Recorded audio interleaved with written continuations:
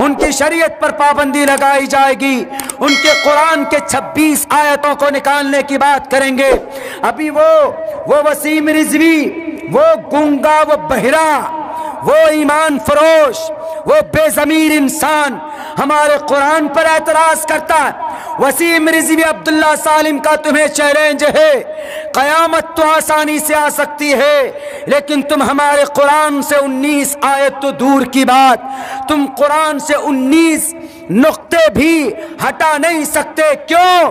یاد کرو، بتاؤ اپنے گروؤں کو، بتاؤ اپنے نیتاؤں کو، نکیرس پر بننتی ورتانی ولن تجد لسنت اللہ تبدیلا، اللہ کے فیصلے میں، اللہ کے قانون میں تم کوئی تبدیلی نہیں دیکھو گے، اور اسٹرانگ طور پر کہا ولن تجد لسنت اللہ تبدیلا، اللہ کے قرآن میں کبھی تبدیلی نہیں ہو سکتی۔ تم جن ہاتھوں سے تم 26 آیتوں کو نکالنے کی بات کرتے ہو، پتا ہے یہ قرآن کون ہے؟ اس کو مٹانے انگریز آئے تھے، انگریز خود مٹ گئے۔ اسی قرآن کا چیلنج کیا تھا بڑے بڑے سورماؤں نے، اسی قرآن کے فیصلے کا منشے کا چیلنج کیا تھا۔ کون؟ نمرود نے، زمین میں دھسا دیا گیا۔ فرعون نے رب کی وحدانیت کے سامنے کھڑا ہوا، زمین آسمان کے بیچ لٹکا دیا گیا۔ کن کو؟ فرعون کو، دنیا کے اندر رب کا دعویٰ کرنے والا۔ اسی لیے وسیم رضوی، منسٹری کی کرسی اگر تمہیں ملی ہوئی ہے تو یہ کرسی تمہارے لیے تمہاری قبر بن جائے گی۔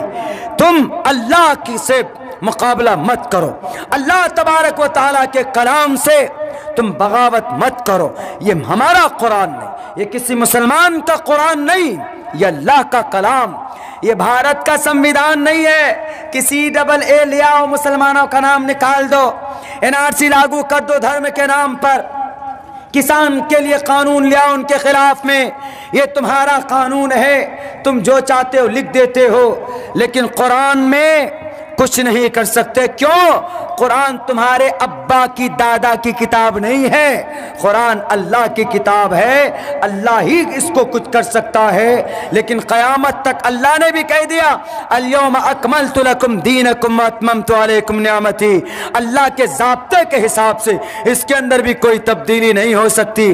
اسی لیے تم قانون بدل سکتے ہو، قانون تمہارے ہاتھ کی لکھی ہوئی، قرآن نہیں بدل سکتے، قرآن اللہ کے ہاتھ کی لکھی ہوئی چیز۔ میرے بھائیوں، ہم بات کر رہے تھے کہاں پہ؟ بھارت کے تیمور لنگ آیا، تیمور لنگ کے بعد اس دیش میں ایک خاندان آیا، لودھی کے بعد آئے کون؟ بابر۔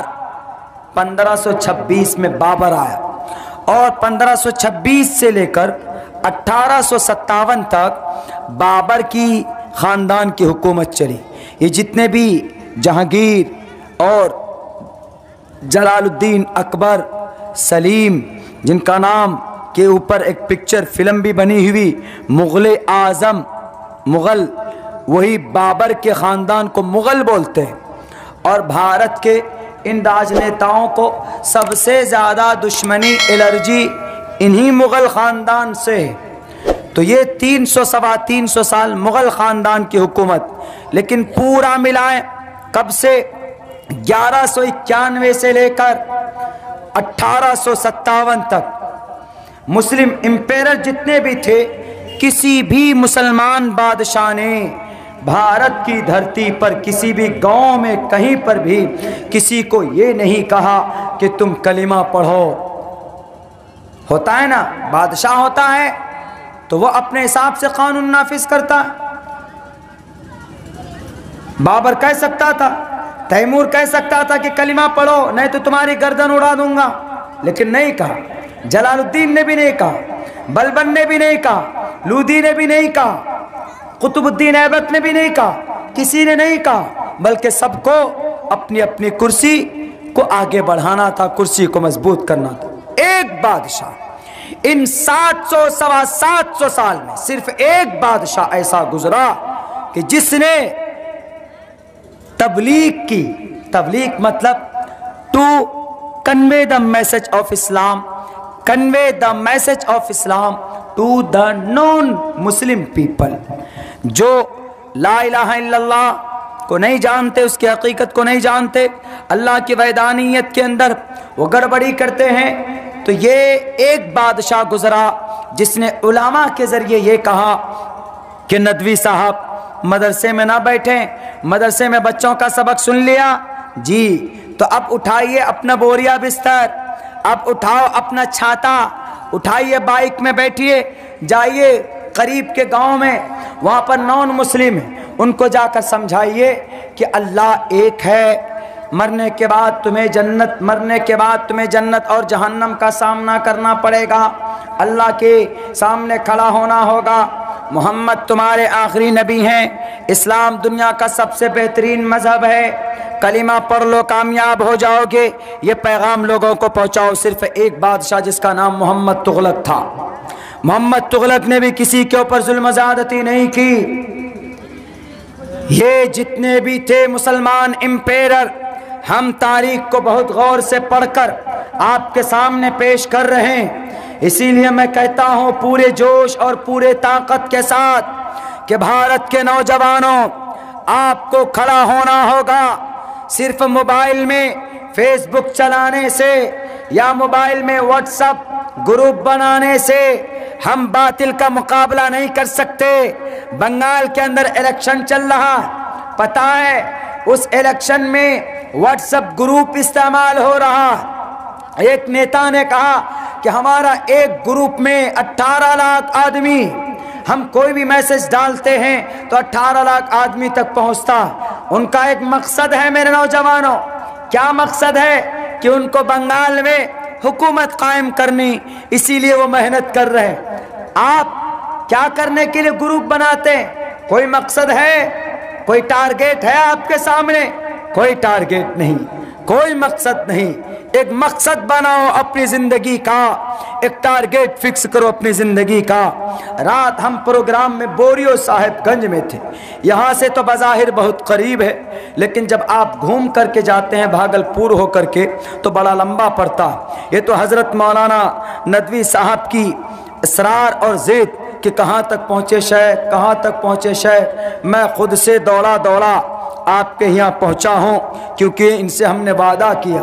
وہاں کے نوجوانوں کو ہم نے ایک پیغام، ایک بات یہ کہی، ہم نے کہا کہ نوجوانوں آپ اپنا ٹارگیٹ فکس کرو، ٹارگیٹ کہ ہمارا یہ ٹارگیٹ۔ دیکھتے ہیں جب فٹ بال کھیلتے تو دونوں طرف گولی ہوتی، گولی کا وہ گول کرنے کا، اور پورے 22 کھلاڑی ایک دم دوڑتے ہیں پاگل کتے کے طرح ایک گیند کے پیچھے۔ کیوں؟ ان کا ٹارگیٹ ہوتا ہے کہ ہم کسی طریقے سے گول کر دیں، پوائنٹ لے لیں۔ کسی کی پیٹ ٹوٹ جاتی، کوئی منہ کے بل گرتا، کوئی پریشان ہوتا ہے، کس لیے کہ میں گول کر دوں، ہمارے پوائنٹس بڑھ جائیں۔ کیا ہم مسلمانوں نوجوانوں ہم اپنی زندگی کا ٹارگیٹ فکس نہیں کر سکتے؟ ٹارگیٹ فکس کرو۔ کیا ٹارگیٹ؟ میں بتاتا ہوں۔ اگر آپ کو دلچسپی ہے کہ آپ کو راجنیتی میں آنا ہے تو سیاست صحیح طریقے پر غلط نہیں، آپ سیاست کے میدان میں بھی آؤ، ٹارگیٹ فکس کرو، محنت کرو۔ اس کے بعد اگر آپ تجارت میں آنا چاہتے تو تجارت کے اندر بھی آپ آؤ، محنت کرو۔ آدمی ٹھیلا بیچ کر امبانی بن گیا۔ انل امبانی کا دادا کولڈ ڈرنک بیچتے تھے ممبئی کے علاقے، گاؤں کے اندر، ممبئی شہر کے اندر کولڈ ڈرنک بنا کر بیچتے تھے۔ تب جا کر آج کی تاریخ میں محنت کی تو ایشور نے ان کو فراوانی کی، آج وہ امبانی بن گئے۔ اور کبھی کبھی ایسا ہوتا ہے کہ جب آدمی محنتی نہیں ہوتا ہے، باپ کے دولت ہے، باپ کی طرف سے پراپرٹی ہے، دی ہوئی ہے، شراب پیتا ہے، اڑاتا ہے، عیاشی کرتا ہے، تو ایسا ہوتا ہے کہ اس کے پاس چھت بھی نہیں ہوتی۔ تجارت کریں آپ، ضروری نہیں کہ 1 لاکھ روپے سے کریں، 15-20 ہزار روپے سے شروعات کیجیے۔ آپ شروع کریں گے، ٹارگیٹ فکس کیجیے کہ ہم کو 1 سال میں بزنس اتنا ڈیولپ کرنا۔ اگر آپ ایجوکیشن لائن میں تو بہت اچھا، اس لیے کہ the primary aim of education is to prepare and to qualify the new generation for participation in the development cultural society. اگر آپ کے گاؤں میں illiteracy ہے، جہالت ہے، اور ہے جہالت، کیوں؟ ہم آ رہے تھے راستے میں اس گاؤں، آپ کے گاؤں سے باہر، ہم نے ایک جوان لڑکے سے پوچھا کہ بھائی مجھے جہاں جلسہ ہو رہا وہاں پہ جانا. وہ بول رہا کہ جلسہ ہاں ہو تو رہا ہے، یوں جائیے یوں جائیے. ان سے پوچھا راستہ تو ایسا بتا دیا کہ ہم یہاں سے قریب آ کر پھر واپس چلے. ہم نے کہا کہ پتہ نہیں کہاں ہے جلسہ گاہ. حضرت مولانا نے جو لوکیشن بھیجا وہ لوکیشن کبھی کہیں اور دکھا رہا، کبھی کہیں اور دکھا رہا. یعنی اس نوجوان میں یہ سلیقہ نہیں تھا کہ ایگزیکٹ وہ کہنا کہ ہم کو جلسے کا پتہ نہیں ہے، ہم کو معلوم نہیں ہے جلسہ کا قریب کا. ارے جلسہ جہاں ہوتا ہے تو آس پاس کے 10-5 بستی والے کو معلوم ہوتا ہے کہ فلاں جگہ پہ جلسہ ہو رہا، لیکن سلیقہ طریقہ ترتیب نہیں. بات کریں گے تو ایک دم ایسے ہمارے مسلمان جو بالکل اخلاق سے بالکل عاری ہو. آپ انگریز سے جا کر ہاتھ ملائیے، انگریز کے سامنے آپ بات کیجئے، آپ کو ہنس کر بات کرے گا، آپ کو پوچھے گا کہاں سے آئے، کیا حال چال ہے. وہ طریقہ ہم میں نہیں. آپ کسی انگریز سے جا کر ہاتھ ملائیے، how are you my brother, where are you coming from, ہنس کے کہے گا I am quite fine by virtues of Allah's willing, I am quite fine, I am from India, I am a Indian person, I am a Muslim. اور you are اے مسلم. ہاں ہنس کے بات کرے گا. آپ کو ایسا لگے گا کہ جیسے آپ کا 10 سال کا پرانا دوست ہو. اور ہم مسلمان ایسے اگر آپس میں بات کریں بیٹھیں تو پتہ چلے گا کہ پتہ نہیں کوئی ڈنڈا مار رہا ہے. بات کرنے کا سلیقہ ہمارے مسلمانوں میں نہیں.